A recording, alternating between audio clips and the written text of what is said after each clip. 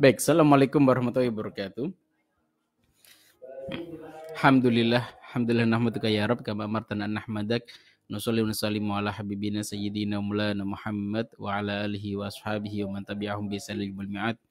Rabbi shrah li sadri wa yassir li amri wa hlul 'uqdatam min lisani yafqahu qawli wa la haula wa la quwwata illa billahil aliyyil azim. Amma ba'du. Alhamdulillah segala puji hanya milik Allah, masih berikan nikmat pada kita semuanya, nikmat Islam, nikmat iman, dan nikmat ketakwaan. Semoga dengan modal nikmat yang Allah titipkan hari ini kepada kita, menjadikan kita hamba-hamba Allah yang selalu dicintai Allah Subhanahu wa Ta'ala. Dimanapun kita berada, orang-orang sekeliling kita selalu bahagia dengan keberadaan kita, dan kita bukan menjadi sumber persoalan bagi orang-orang sekitar kita. Amin ya Rabbal 'Alamin. Salat serta salam kita aturkan pada junjungan kita Nabi besar Muhammad sallallahu alaihi wasallam. Allahumma shalli wa sallim alaihi. Semoga syafaat beliau tercurahkan untuk kita semuanya dan kita bisa bertetangga dengan beliau nanti di syurganya Allah Subhanahu wa Ta'ala. Amin amin ya Rabbal 'Alamin. Baik, kita sapa-sapa dahulu yang sudah hadir bersama kita. Bismillahirrahmanirrahim. Tuban hadir, Bu Ria Karim, Bu Ika dari Sulawesi Selatan hadir, Kelapa II Depok hadir, Bu Julia, Putri Haryanti, Assalamualaikum. Desi Anggraini, Tangsel hadir, Bu Asih Daryanti dari Grobogan, Jawa Tengah hadir. Masya Allah, jauh-jauh ya. Depok juga hadir tadi ya. Bangil hadir, telah hadir juga. Di Jogja hadir, Lombok hadir, Lampung, Medan, Masya Allah. Ada Hong Kong juga. Hong Kong sudah hadir bersama kita. Masya Allah, luar biasa. Banyaknya yang telah hadir. Ini obrolan harusnya banyak, ini kenapa baru sedikit? Baik, kita tambahkan. Baik, Bapak Ibu rahimahullah, yang lanjutan lagi kajian kita kajian magnet rezeki. Hari ini kita akan bahas tentang rezeki gratisan dari sudut pandang para sahabat, bagaimana para sahabat melihat rezeki gratisan itu. Kita di pertemuan di bab berapa ini? Di bab 26, yaitu rezeki gratisan. Poin besar yang disampaikan adalah selalu bersyukur atas nikmat yang Allah yang berikan kepada kita semuanya. Baik, Bapak Ibu rahimahullah, ini sebentar, kenapa chatnya nggak tertampakkan semua? Gimana menampakkannya? Ini sinopsis komentari. Ala kulli hal wallahu alam. Saya lihat dari sini saja. Baik, Bapak Ibu rahimahullah, apa yang disampaikan Ustaz Nasrul dari rezeki gratisan ini? Rezeki gratisan adalah ini kita ingin belajar tentang sebuah mental. Jangan saya mental kita sukanya itu gratis semuanya. Allah telah berikan kepada kita gratisan yang sangat-sangat banyak. Sama Allah udah gratisan semuanya gitu kan. Ibadah juga pas-pasan gitu. Tapi sisi lain ada juga gratisan kita pengen, gratisan dari manusia juga, dari orang-orang sekitar kita. Maka bagaimana orang magnet rezeki memandang rezeki gratisan ini? Ini hadiah buat kamu, gitu kan, itu kan gratis, buy one get one free gitu. Bagaimana ilmu magnet rezeki melihatnya? Baik, poin yang disampaikan adalah mentalnya orang magnet rezeki adalah mental orang yang tidak mau menerima secara gratisan. Kalau mendapatkan hadiah atau sesuatu, pikirkan bagaimana cara terbaik untuk membalasnya. Saya pertama kali dengar materi ini tuh beberapa tahun yang lalu ketika masih kita rutin gitu ya, saat itu belum pandemi. Kita masih ngaji bersama Ustaz Nasrullah, pertama kali belum mempublish video audio ilmu magnet rezeki, yang saat itu memang followernya belum banyak, belum sampai ratusan ribu, mungkin baru puluhan gitu ya. Dan itu setiap pekan kita ngaji beliau. Makanya saat memang pas ngaji itu kan kita para muridnya gitu ya, halakoh pekanan, kita ya datang aja gitu. Beliau bisa nyiapin martabak lah, nyiapin kue ini dan itu, dibuatin teh dan sebagainya gitu. Insya Allah gitu kan. Materi disampaikan kita langsung jelek. Waduh, kapok ini. Biasanya dapat gratisan langsung dapat ini. Maka kita berpikir bagaimana cara kita membalasnya. Dan beliau menyampaikan hal itu bukan untuk nyindir kita pastinya, tapi mengajarkan bagaimana kita bermental sebagai orang mental yang mental itu mentalnya berbagi, bukan memberi, bukan menerima gitu ya. Pentingnya itu selalu memberi apapun yang bisa kita berikan. Minimal paling basic adalah kita memberikan doa-doa yang terbaik dari ketulusan hati kita. Yang penting dimulai dari mental. Pertama yang ingin disampaikan beliau adalah rezeki gratis itu bagian dari sebuah perisai rezeki. Kenapa menjadi perisai rezeki? Ini nanti urusan dengan mental. Islam tidak mengajarkan kita agar kita mudah untuk menerima. terima dikit-dikit, terima. Bahkan nanti kalau kita udah sering banget diberikan gitu ya, itu akan menjadi mental, jadi habit. Dulu kami di pesantren ini, ya Allah gitu ya, memang berkahnya orang Manitir Rezeki gitu ya, Masya Allah. Makan kami bisa sehari 5 kali gitu santri itu. Kami udah dikirimin dari pusat, kita dikirimin dari apa namanya, dari dapur sehari 3 kali. Habis itu kami dapat kiriman lagi dari warga gitu kan. Ini pesantrennya, kita ada makanan nih, ini ada akikahan nih sebagainya. Gitu. Oh ya mohon maaf, MRBA 2.0 tips proposal emas yang menjual ini belum diedit oleh Mas Farhad, nanti show akan diedit oleh beliau. Ini materi dari pagi. Kayak belum ingat untuk diganti. Mas Farhad boleh nanti tolong diganti. Tips proposal emas yang menjual. Kita tidak membahas tentang emas. Ada di sini ada satu doang, itu Mas Ali Murtado, karena Jawa. Kita bahas tentang kajian ilmu rezeki dari sudut pandang para sahabat. Nah, kembali ke tema lagi tentang bagaimana kita berbagi. Sampai satu titik dengan santri itu saya mikirin gimana nih. Satu sisi kita bahagia dengan pemberian yang diberikan oleh orang-orang yang sekitar kita, para donatur, para muhsinin. Tapi di sisi lain juga saya mengkhawatirkan bagaimana mental para santri. Jangan sampai mereka gitu bahagia dapat. Khawatir ini satu nanti mubazir berlebihan, dimakan sih.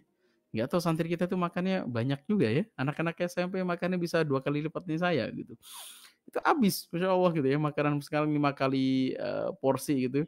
Harusnya cuma 3 porsi sehari, sampai 5 kali pun itu habis gitu ya. Bukan dibuang-buang, dimakan.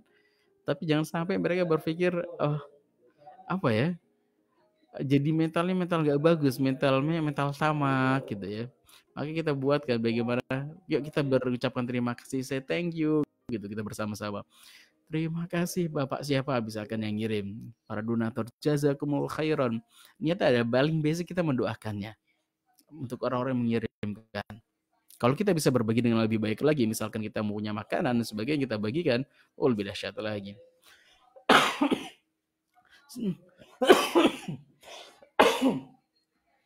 Mohon maaf. Nah, ada kisah yang disampaikan oleh Sayyidina Rasulullah ketika beliau datang ke Gaza. Sampai di sana ternyata Masya Allah gitu ya, beliau membawa donasi dari PKPU kalau nggak salah itu donasi dari Indonesia untuk teman-teman yang ada di Gaza yang sedang berjuang di sana. Ternyata mereka tidak menerimanya, bahkan mereka menolaknya sebelum kita menerima sedekah dari mereka. Ini babnya bab mental. Bagaimana mental kita sebisa mungkin kita alergi dengan dikasih gratisan itu sudah mulai alergi. Kenapa? Itu menjadi perisai rezeki gitu ya. Maka ketika kita bersiap untuk menerima, kita sudah mulai menjadikan hal-hal yang menjadi perisai-perisai itu alergi di dalam hidup kita. Maka satu hal yang penting untuk sampaikan di sini dalam sudut pandang para sahabat, Bapak Ibu rahimakumullah, salah satu di antara rukun Islam adalah zakat. Ya, zakat. Zakat itu yang menjadi rukun, yang menjadi kemuliaan di dalam rukun Islam, itu berbagi zakatnya atau menerima zakatnya. Boleh ditulis jawabannya?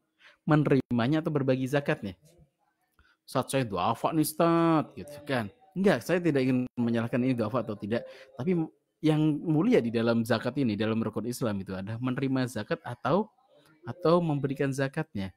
Kan bisa jadi nih ya, yang hadir di sini kan diantara ada khorimin. Khorimin itu orang-orang yang memiliki amanah banyak gitu ya, terlilit amanah yang cukup banyak, disebut khorimin.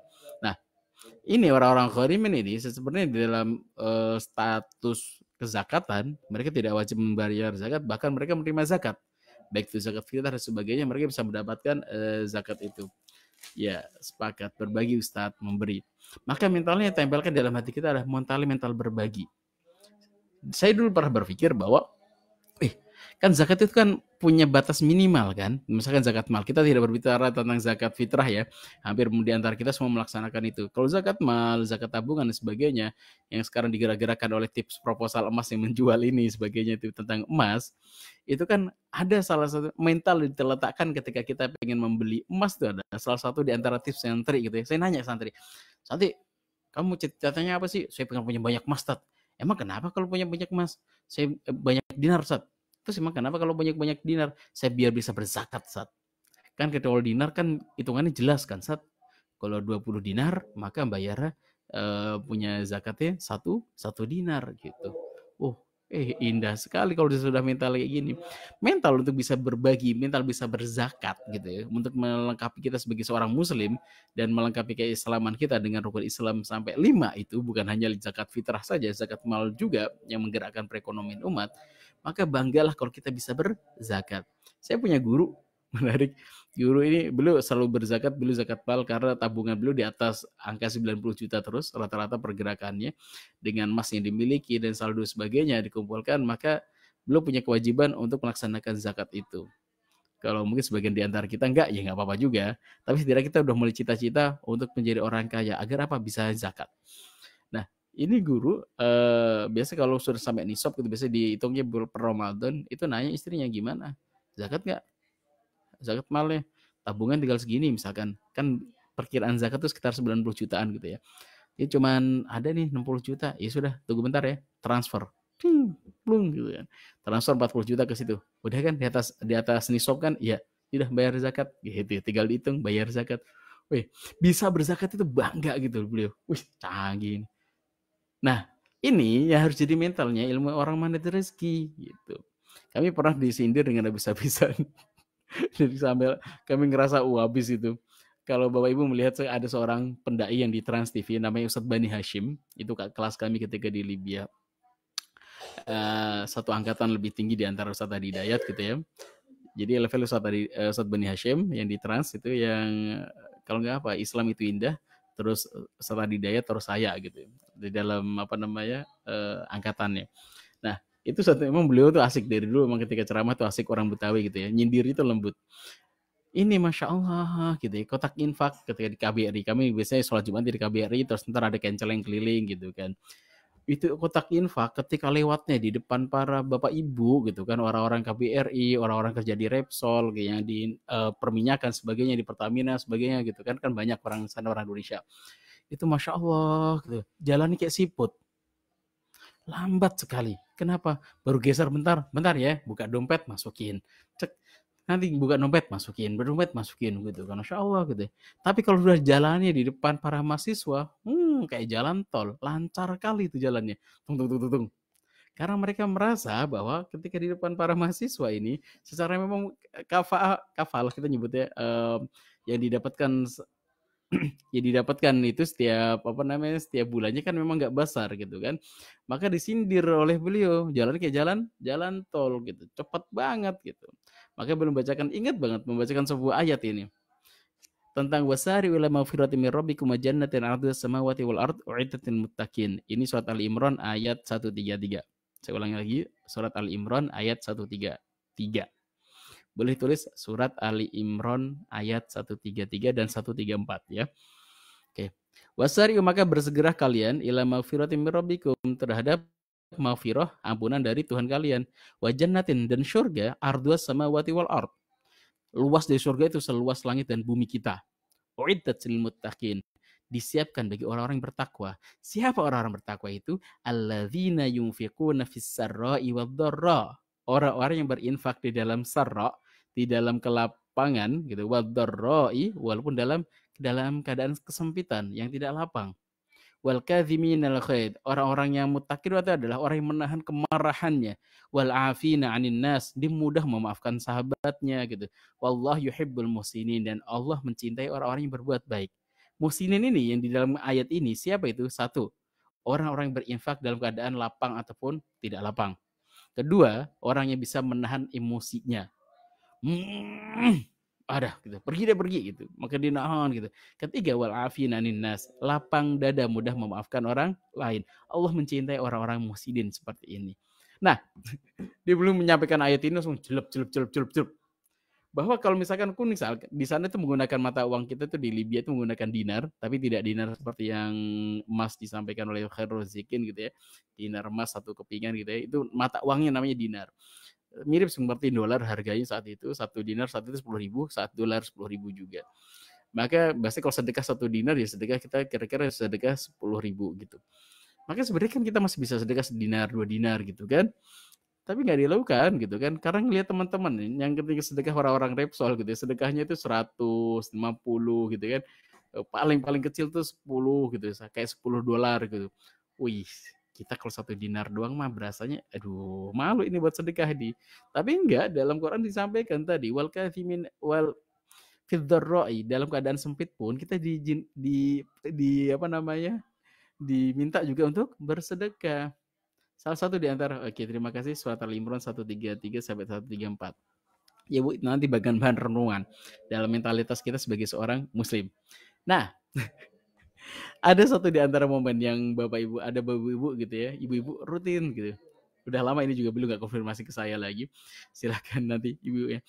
Saya tersentuh sekali, ada seorang ibu-ibu japri ke saya, Ustadz, saya mau nitip ya, gitu kan. Tapi mohon maaf, saya malu. Gitu. Nitip apa? Ini konfirmasi sedekah saya, Ustadz. Ternyata konfirmasi sedekahnya ada 10.000, 10.000, 10.000. Belum kalau ada kesempatan buat infak 10.000 dikeluarin gitu kan. Karena kita sama-sama BNI saat itu, banknya BNI Syariah sesama, maka tidak ada biaya admin. Saat ini BSI gitu. Nah, belum infaknya gitu. Yang punya berapa? Ada 1.000 lebihan saldo, kirimin. Dikumpulin, ternyata Masya Allah gitu. Rutin tuh banyak gitu. Oh, Masya Allah gitu. Dalam hati saya sedih. Oh Allah, indah banget. Ini loh orang yang masuk dua yunfikuna fis sarai wad dharra gitu ya. Mungkin saat ini bukan dalam kondisi sarra, bukan dalam kondisi lapang, tapi dalam kondisi kurang lapang pun gitu kan. Itu juga Allah apresiasi, malah bisa jadi pahalanya lebih besar. Kenapa? Nanti pahala sedekah kita itu berconnecting erat dengan persentase dari harta kita. Kalau harta kita 1 triliun, kita sedekahnya 1 miliar, maka itu persentasenya adalah 0,01. Tapi kalau harta kita misalkan kita punya uang tinggal 100.000 nih, kita sedekahin 50.000, itu persentasenya adalah kita sedekah 50% harta yang kita miliki. Dan ada seorang yang dia bersedekah simpel kok.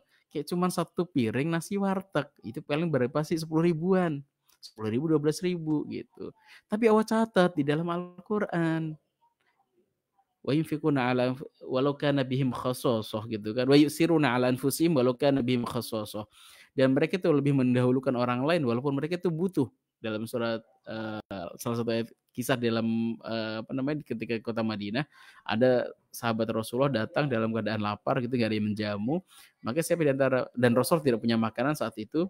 Memang biasa di rumah Rasulullah, bahkan diceritakan di Bunda Aisyah sampai 3 bulan itu bisa ada 3 bulan tidak ada asap yang mengepul. Maksudnya apa? Rasulullah nggak masak. Kalau zaman now Rasulullah nggak masak berarti kan bisa GoFood kan. Tapi zaman itu kan nggak ada GoFood gitu. Nyebutin merek, ya udah GrabFood dan sebagainya. Food itulah pokoknya. Bisa pesan online gitu. Tapi saat itu enggak. Apa yang dimakan oleh Rasulullah? Yang dimakan adalah korma. Jadi pagi korma, siang korma, malam korma, pagi korma, siang malam korma, terus seperti itu.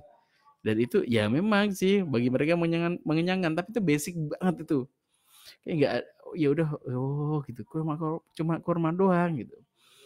Nah, saat itu ketika tidak punya, maka Rasul nanya kepada sahabat, siapa di antara kalian bisa menjamu sahabatku ini? Maka ada seorang sahabat ngacung gitu. Tapi belum ngecek sampai di rumah, Masya Allah. Ternyata nggak punya makanan kecuali 1 porsi piring yang dimakan untuk anaknya. Bahkan bapak dan ibu ini tidak punya makanan sama sekali.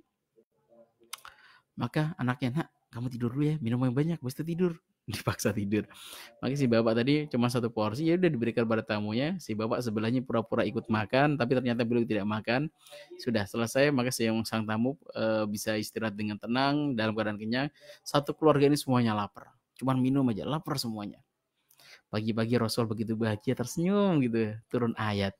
Bagaimana sikapi orang-orang kota Madinah? Wa yu'siruna ala anfusihim walau kana bihim khasasah. Mereka itu lebih mendahulukan orang lain walaupun mereka itu butuh. Bahagia ya. Dan itu sebenarnya Pak, ayat itu kalau misalkan kita baca hari ini, itu asbabun nuzulnya itu 1 piring warteg gitu bahasanya.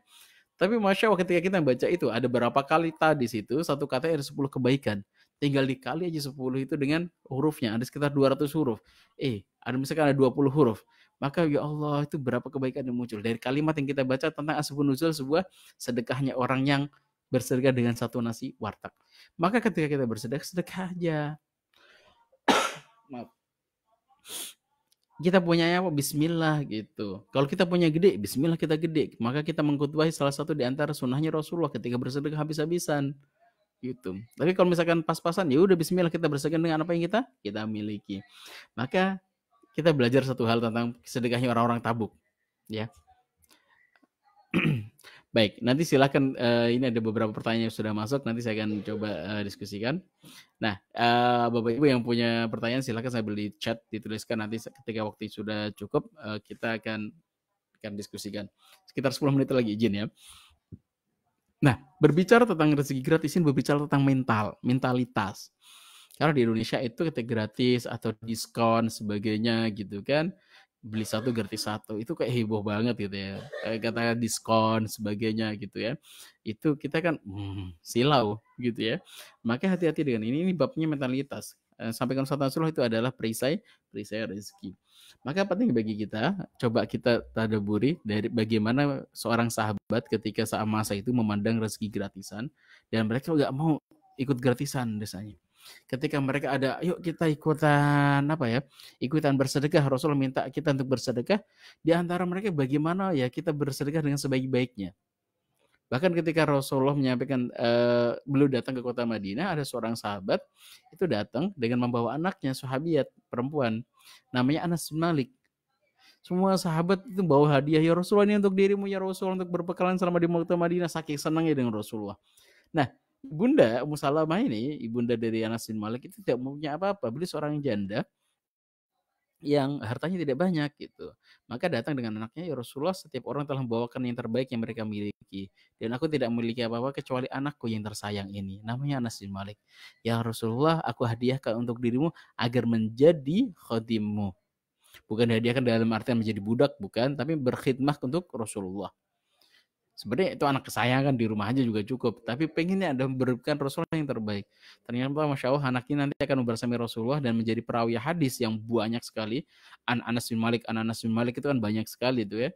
Bahkan anak ini nanti akan menjadikan orang yang jadi rujukan keilmuan karena doa Rasulullah, menjadi orang yang berumur panjang, beranak banyak dan ilmunya luas. Dan nanti ketika Rasulullah meninggal beliau menjadi satu mercusuar, menjadi salah satu menara ilmu bagi para sahabat. Nah, mental para sahabat ketika mendapati sebuah patungan gitu ya. Ayo PT-PT yuk patungan-patungan gitu ya. Itu suatu ketika hadis ini diriwayatkan oleh Imam Abu Dawud. Itu ketika terjadi perang Tabuk. Perawi atau pencerita dari kisah hadis ini adalah Umar bin Khattab. Beliau menceritakan, amarona Rasulullah yauman an natasaddaq. Suatu ketika Rasul memerintahkan kita untuk bersedekah. Fawafaqa dzalika malan indi. Maka saat itu pas banget nih, uang saya lagi cocok nih, lagi banyak nih, gitu, lagi surplus. Fakultu, maka aku mengatakan al yaum asbiku Aba Bakrin in sabaqtuhu yauman. Aku hari ini akan mengalahkan Abu Bakar dalam kesedekahnya. Karena memang track recordnya para sahabat itu fastabiqul khairatnya luar biasa. Mereka bersaling berlomba untuk bisa memenangkan perlombaan. Jadi kalau misalkan dia hafalannya 15 juz, saya 16 juz gitu kan, itu boleh seperti itu. Kalau dia sedekahnya 1 miliar, aneh 2 miliar gitu. Itu boleh. Dan ini dilakukan oleh para sahabat. Salah satunya Sayyidina Umar bin Khattab, beliau pengen bersedekah, beliau pengen beramal dengan amalan jauh lebih baik daripada amalnya Abu Bakar As-Siddiq. Karena sebelum-sebelumnya nggak pernah bisa ngalahin. Jadi Sayyidina Abu Bakar itu selalu menang dari sahabat Umar bin Khattab. Menarik nih. Nah saat itu beliau langsung pulang ketika diminta untuk bersedekah. Beliau langsung segera pulang dan balik lagi.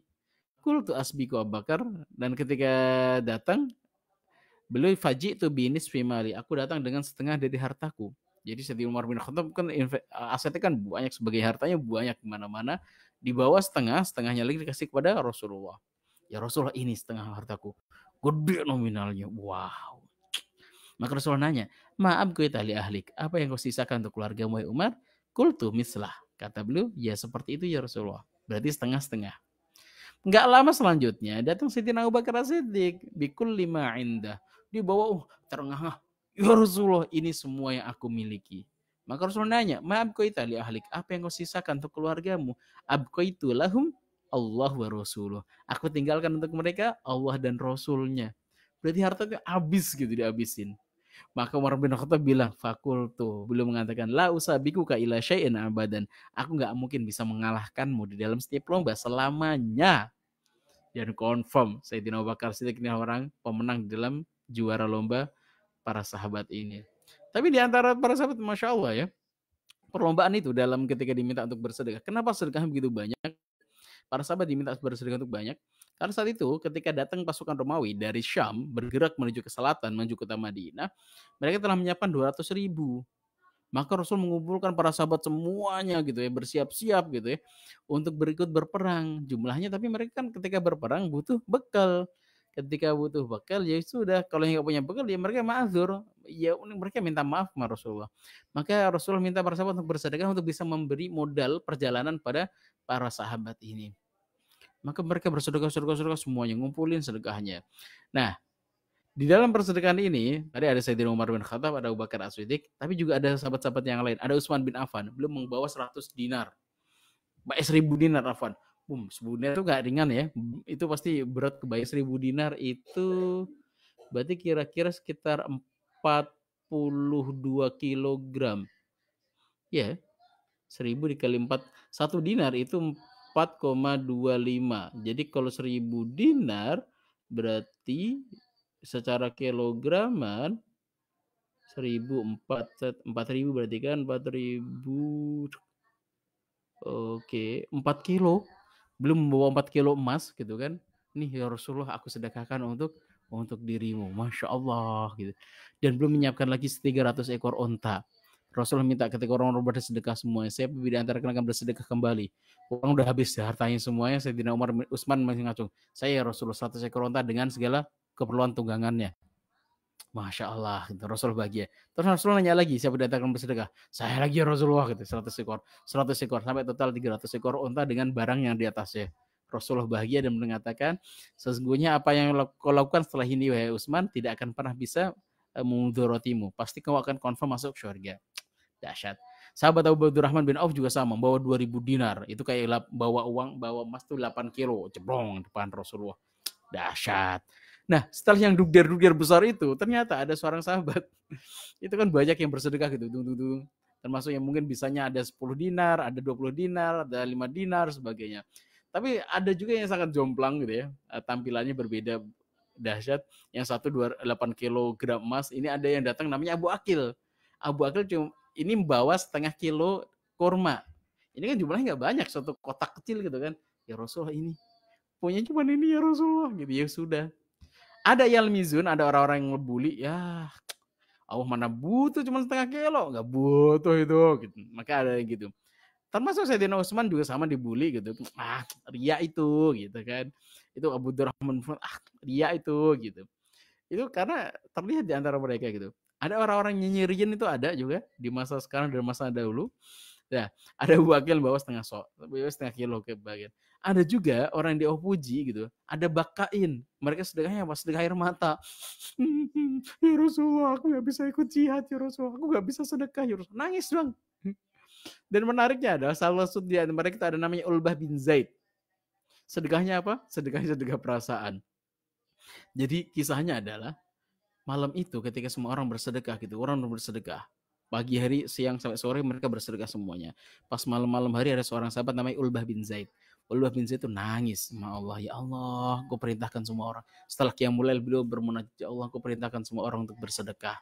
Tapi engkau tidak menitipkan harta sedekah untuk diriku, ya Allah.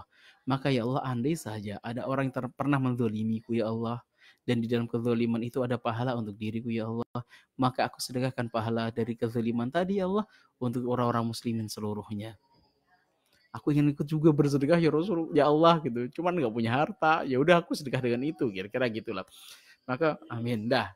Sholat subuh ikut jamaah bersama Rasulullah. Setelah sholat ternyata Rasul nanya, man minkum tasaddaq al-yaum Allah qad yaqbalu. Siapa di antara kalian yang malam ini hadil lailah gitu kan, malam ini yang bersedekah kepada Allah dan Allah telah terima sedekahnya.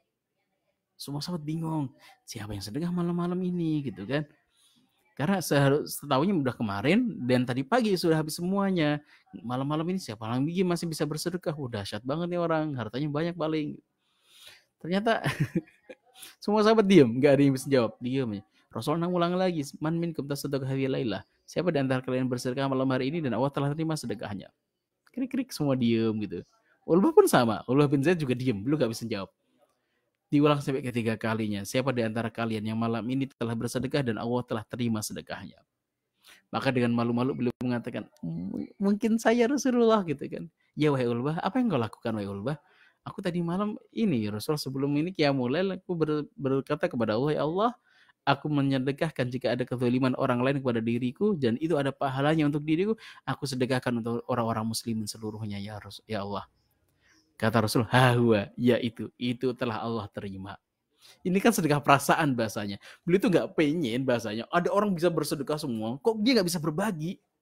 Minimal dari perasaan aja itu Allah terima ini bahasanya. Ntar ada korban perasaan, ntar lagi kan ada korban nih. Semoga bukan korban perasaan gitu ya, kita bisa berbagi dengan real gitu ya. Tapi kalau mentok misalkan kita tidak bisa berbagi, setidaknya kita merasa sedih. Kenapa kita nggak bisa berbagi? Maka kebalikan dari itu semuanya adalah kalau berbagi itu indah, maka yang jadi kurang indah adalah ketika kita mental menerima. Boleh sih nerima, tapi setidaknya kita harus mikirin bagaimana kita membalas dengan yang lebih baik. Apakah kita doakan, apakah kita kirimi misalkan kita punya hal yang lebih baik lagi kita bagikan kepada mereka gitu ya. Maka itu masing-masing. Nah, itu gayanya masing-masing. Setidaknya kita mulai berpikir bagaimana membalas kebaikan sahabat-sahabat kita. Gitu. Ini dan Bapak Ibu hati-hati dengan ini catatan. Ini saya mau catatan gitu ya. Ketika kami udah waktunya habis ya. Ya satu lagi gitu ya, ketika kami yang umroh tadi gitu ya, ayo coba gratis ketika di Bapak Ibu biasa di kota Madinah ketika lagi umroh itu kan ada itu yang kemarin ikut umroh bersama Sana Rasulullah pasti juga sama ikutan di Februari kalau nggak salah. Itu nanti kan diampirin ke pasar kurma kan. Ayo Bapak Ibu gitu kan di pasar kurma Madinah itu saya bilang, coba gratis gitu. Halal gitu. Maka itu ada yang khilaf, alhamdulillah. Dia nggak beli sih, cuman makan gratis aja. Hati-hati, ini mental, ini perisai rezeki. 2, restoran all you can eat. Saya biasa kan kita yang apalagi yang masuk ke hotel gitu kan, terus kita reservasi untuk sarapannya juga sebagainya gitu kan. Wih, ini lumayan ini masuknya 150 ribuan sampai 200 ribu kan untuk masuk ke resto. Kayak biasanya habis itu ketika masuk dalam kayak kita makan semuanya gitu sampai perut kita membesar gitu. Hati-hati, ini babnya bab ketamakan. Ini juga bagian dari perisai rezeki. Ya sudah, bismillah. Perut kita jatahnya satu piring, udah satu piring aja, gak usah berlebihan juga. Ini babnya, temanya. Atau misalkan kita ke kondangan, kayak nggak rela kalau misalkan nggak kita cicipin semuanya gitu. Maka ini bagian dari perisai rezeki. Ada mentalitas yang kurang bagus di sana. Terus jangan lupa ya, misalkan teman kita lagi ngupload gitu kan, lagi jalan-jalan di Kapadokia misalkan, itu impianku, not her gitu ya. Maka terus kita langsung komen, jangan lupa ya oleh-olehnya ya, gitu ya. Ayo oleh-olehnya ya. Ini juga bagian dari sebuah ketamakan. Nggak boleh minta-minta seperti itu. Itu kan bercanda, Ustaz. Iya, itu namanya minta-minta. Setidaknya punya status atau teman kita akan kepikiran. Kepikiran banyak untuk berbaginya gitu kan. Sebelumnya nggak kepikiran untuk itu. Mungkin tidak membudgetkan itu jadi kepikiran gara-gara kita. Budget untuk anak jadi berkurang gara-gara harus mikirin oleh-oleh untuk kita. Dan ini adalah perisai rezeki. Maka banyak hal yang mungkin hati-hati jangan sampai ada muncul ketamakan di dalam hati kita. Wallahu a'lam bishawab. Untuk detailnya silahkan baca bukunya di halaman 216. Kajian Magnet Rezeki. Saya sangat merekomendasikan buku ini.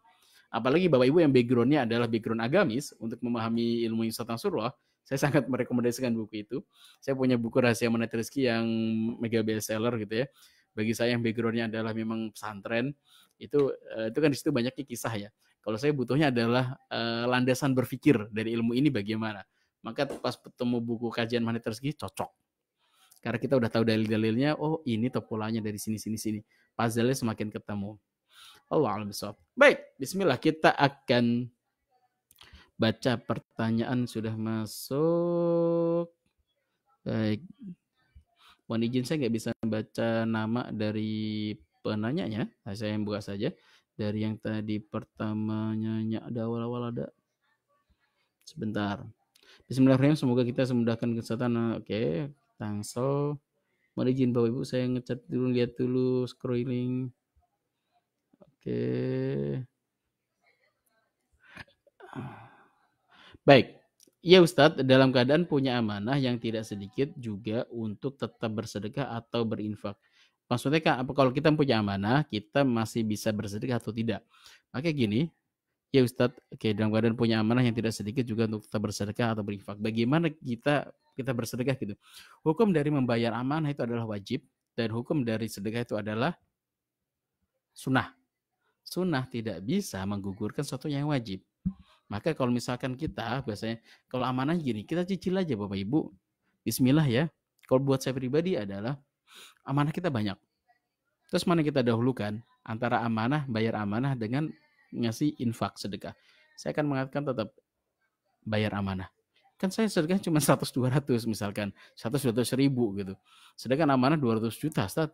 Itu 100-200 ribu itu kan tetap biasanya ya nggak ada apa-apanya dibandingin 200 juta. Kalau saya pribadi lebih memilih tetap itu masukkan ke dalam canceling untuk membayar amanah yang dimiliki.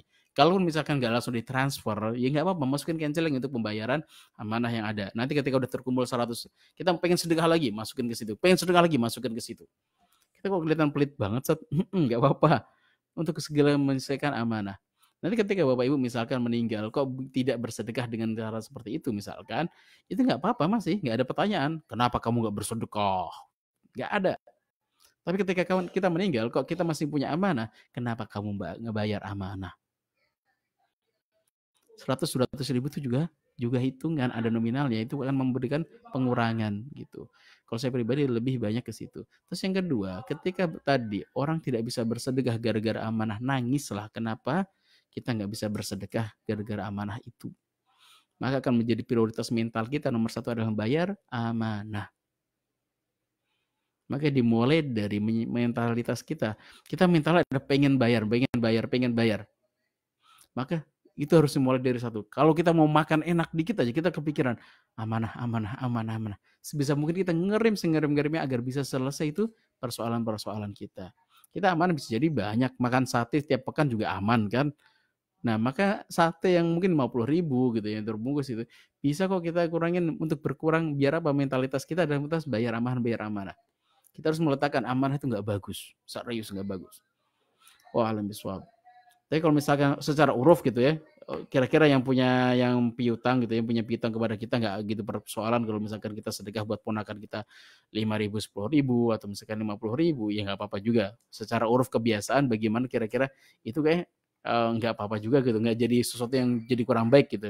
Kalau kita mengeluarkan sedikit di antara harta yang kita miliki, itu nggak, misalkan orang itu ngelihat gitu kita bersedekah 50.000 gitu atau 20.000, bagi mereka itu biasa aja, kebiasaan kita ngelihatnya gitu ya, maka is okay. Tapi tetap diprioritaskan nomor satu adalah bayar amanah, karena itu hukumnya wajib. Sinyal kalian alhamdulillah baik. Izin bertanya, kalau kita masih punya amanah, oke, sama. Tidak sedikit kita siap belanja macam-macam yang jumlahnya juga tidak sedikit, tapi kalau berinfak atau bersedekah masih mikir nggak yakin. Gimana supaya tetap istiqomah dalam keyakinan dan tetap istimror, Ustadz? Ini nggak cuma ibu, saya juga ini. Baik. Kita belajar dari gini. Itu kan biasanya mentalitas ini saya belajar banyak dari istri saya dengan keluarganya gitu ya. Itu Masya Allah, nggak punya motor sampai dulu PNS, tapi nggak punya motor sampai bahasanya saya menikahi salah satu putrinya gitu. Tapi Masya Allah sedekahnya itu habis-habisan. Ini mentalitas sudah diajarkan. Maka yuk ajarkan pada anak-anak kita sebisa mungkin kalau misalkan kita bersedekah apakah itu 2.000 apa 5.000 itu yang masukin anak-anak kita, nanti akan menjadi habitnya kalau misalkan nggak sedekah nggak asik. Maka yang kedua, pelajari bagaimana untuk kita belajar tentang orang-orang keren di sekitar Rasulullah. Ada salah satu di antara sahabat Rasul yang paling terkenal tentang sedekahnya adalah Sayyidina Utsman bin Affan. Baca kisah beliau, nanti akan terinspirasi sendiri untuk biar bisa mudah bersedekah. Yang kedua, kayak sahabat Ibu Aisyah, itu adalah anaknya Sayyidina Abu Bakar As-Siddiq, memang orang top skor di dalam bersedekah gitu ya. Maka beliau tuh kalau ketemu orang yang kayak kelihatan melas dikit tuh pengen sedekah gitu. Nah, ini semoga baca kisah-kisah orang-orang keren itu akan menjadi inspirasi bagi kita. Itu hal miswab. Istiqomah dalam segala apapun, cari teman, cari komunitas yang seperti ini. Kayak misalkan ada komunitas tangan di atas sebagainya itu kan, ayo kita sedekah berapa sehari ini gitu kan. Atau sedekah yang minimal dimulai dari rumah kita, kalau misalkan kita istimrorkan aja, beli kotak infak, di situ yang tulisin kayak untuk masjid atau apa gitu, untuk kotak infak. Tiap hari 10.000 punya cemplungin. Nanti udah agak banyak dikit kita bagiin gitu. Tapi setidaknya kita sudah mulai dari yang hal kecil yang ada di sekitar kita. Wallahu a'lam.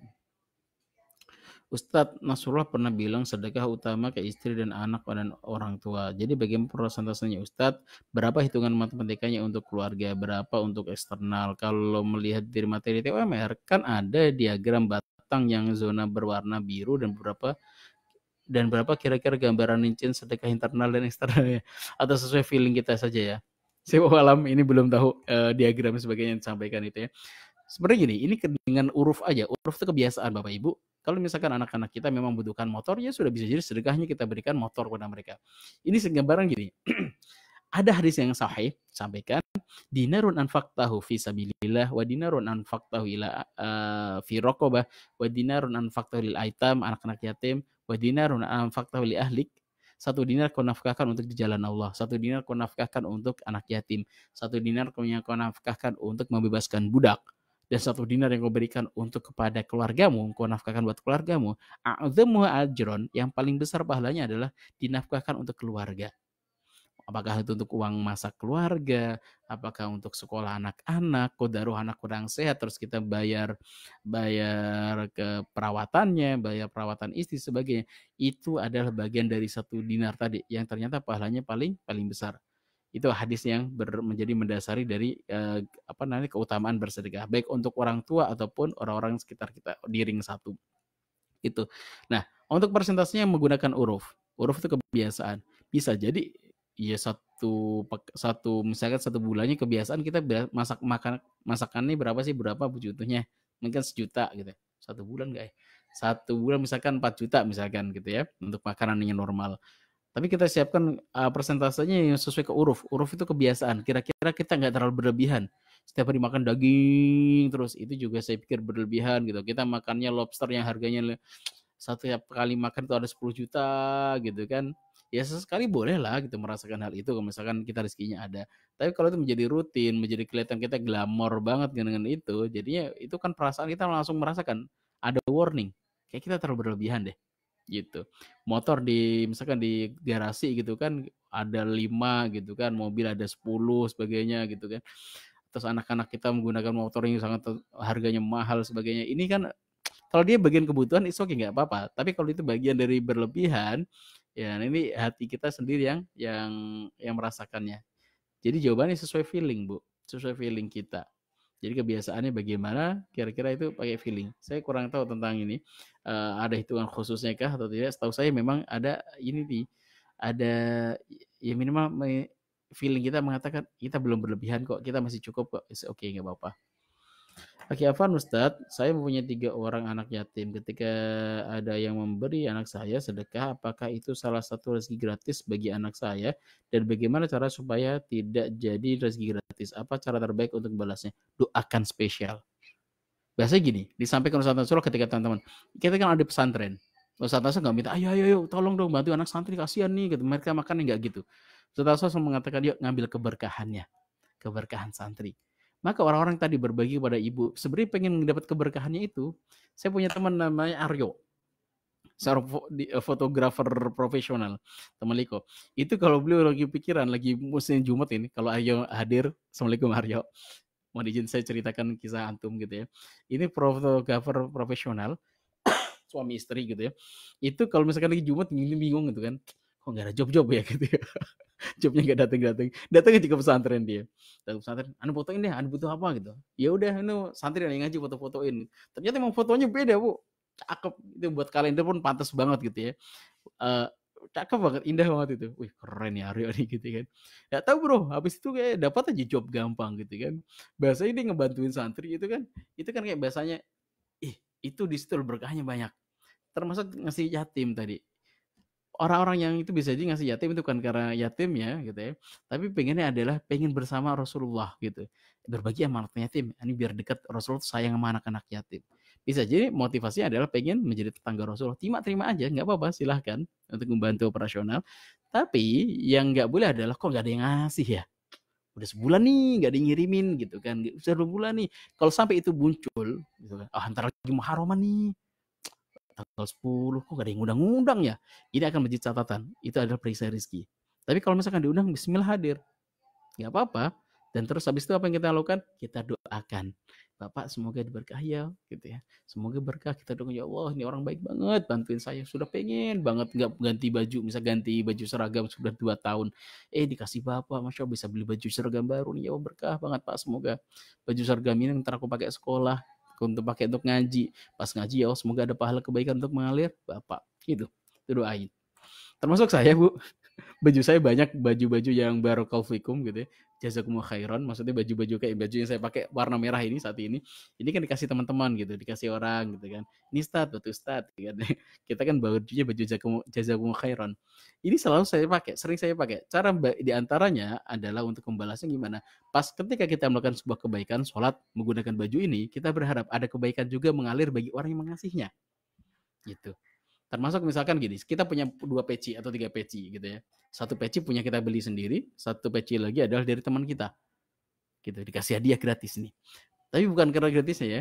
Gimana kita membalasnya? Pas kita sholat, pas dalam keadaan sholat, dalam keadaan kita terbaik gitu kan, dan juga peci juga masih bagus gitu.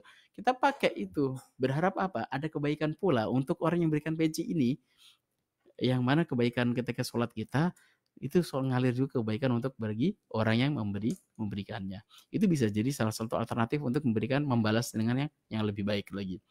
Baik, izin bertanya Ustadz, budaya gratisan sudah begitu mendarah daging sehingga semangat sedekahnya menggebu setelah dapat ilmu kajian saja. Setelahnya tidak ingat lagi. Ya gimana caranya supaya kita selalu menggebu dalam bersedekah seperti setelah ikut kajian? Catat materi kajiannya. Catat, tulis di figura gede, jebret. Karena manusia gitu naik turun. Al ilmu kesuait, ilmu itu seperti buruan, wal qalam kuyuduha, dan pulpen itu sebagai tali-tali. Yang catat itu dan silakan tuliskan Ibu. Kalau misalkan Ibu pernah dapat materi Ustadz Nasrullah ketika beliau pengen menjadi seorang motivator nasional, beliau kan tulis di kayu itu kan, di kayu. Tapi ditunjukin. Tapi pas tunjukin, saya saat itu sanksi. Beliau jurusan kimia. Terus terjun di bidang properti. Properti kan harusnya kuliahnya sipil kan, teknik sipil. Terus beliau saat itu juga sekarang jualan properti sebagainya, dan belum menjadi seorang pembimbing haji dan umroh. Terus dia bilang, saya pengen menjadi motivator nasional. Saat itu belum jadi motivator nasional, Bapak Ibu. Saya menjadi saksinya tahun 2017-an, 2016-an itu. 2015-an lah kalau nggak salah. Itu juga disaksinya belum gitu. Tapi Masya Allah, beliau tulis jebret, beliau lihat terus, beliau bangga menunjukkan kepada kami gitu. Itu mirip Bapak Ibu yang ikut seminar, tapi itu tulis di keramik, nih impian saya. Maka orang yang melihat akan menjadi doa. Walaupun saat itu saya agak sanksi. Tapi bismillah deh gitu. Semoga gitu kan. Hari ini siapa yang kenal Ustaz Nasrullah beberapa tahun yang lalu, Bapak akan katakan, ini tuh Ustaz. Bahkan yang hadir dalam seminar beliau kan tidak hanya orang Indonesia, Malaysia, Singapura. Hari ini pun yang hadir dengan berkahnya beliau kan ada yang dari teman-teman dari Hong Kong sebagainya gitu ya. Ini kan berkah banget, Masya Allah gitu ya. Maka tulis Bapak Ibu, tuliskan di situ ada quote terindah. Biasa kan kita ada yang jualan quote itu, quote-quote tentang sedekah. Itu bagus tuh buat reminder diri. Karena manusia gitu, kadang sering nggak ingat. Baik. Gimana Pak Ustadz, saya sering dikasih makanan sama tetangga. Tadi pagi ada juga yang pernah rezeki gratis, padahal saya nggak minta Ustadz. Nggak apa-apa, dikasih sama tetangga jangan ditolak, terima. Nggak ya, jangan. Bukan gitu. Kayak tadi teman-teman yang di Gaza itu, bukan nggak nolak gitu. Sebenarnya adalah mereka pengen berbagi dulu. Saya punya kue nih, apa yang kita bisa berikan? Misalkan gini, dikirimin. Jangan sampai gara-gara materi ini, rezeki gratisan, ibu, bapak, ibu semua langsung, aduh ngeri nih gitu. Dikasih orang nggak mau. Itu bisa jadi ketika mereka nggak mau, kita misalkan gini, saya dikasih nih makanan, jebret. Nih, oh enggak. Saya takut terjadi perisai rizki. Ini jauh menyakiti hati. Dan itu juga perisai rizki, nyakiti hati orang. Kita merusak terumbu karang tetangga kita. Ingat ya, tolong materi ini jangan sampai kita malah merusak terumbu karang tetangga yang sudah berbagi makanan, yang sudah masakin. Kebayang loh, mereka udah masakin, udah nyiapin buat kita, terus kita tolak. Sedihnya luar biasa itu Ibu. Terima. Tapi setelah itu, Masya Allah, terima kasih, enak banget gitu. Saya biasanya kayak kalau dikasihin orang gitu, anak saya misalkan sukanya puding, misalkan kirimin puding, anak saya doyan, ya alhamdulillah. Meng, coba Meng. Anak saya yang berdua itu ekspresif, makan gitu kan, foto cepret gitu. Maka kirimin ke orangnya, Masya Allah, anak saya seneng banget. Mungkin pas makan itu cuma sebenarnya gaya doang gitu kan, nggak sampai selebay itu. Tapi kan ketika dikirimin, Masya Allah, kita bahagiain orang. Ternyata Masya Allah, tadi kan pudingnya sebenarnya itu ada asin-asinnya, saya salah ngasih gitu. Ternyata ada yang suka juga ya. Jadi berasa gurih gitu pudingnya misalkan. Gurih-gurih manis gitu. Tapi ternyata ada yang suka, alhamdulillah gitu. Itu kan membahagiakan orang, dan itu pembalasan. Jadi tetap Bapak Ibu terima. Terus misalkan gini, Ustaz saya udah banyak banget makanan di rumah, tapi udah dikasihin ya, udah terima aja. Setelah itu ntar kalau misalkan agak sepi, Bapak Ibu bisa keluar. Ini kalau misalkan kita makan akan mubazir. Karena udah berlebihan banget gitu. Misalkan ibu sebagai tokoh di kampung gitu kirimannya banyak banget. Terus kalau kita tolak gimana menyakiti hati orang, kalau kita terima kita mubazir, terima aja dulu. Nanti setelah itu jalan malam-malam masukin kardus kayak atau misalkan yang nggak kelihatan tetangga, kita kirim bawa ada tukang ojek, Pak ojek nih ada makanan nih ya. Ntar ada tugas security ini Pak buat tambahan sama temennya kopi gitu. Udah bagiin aja.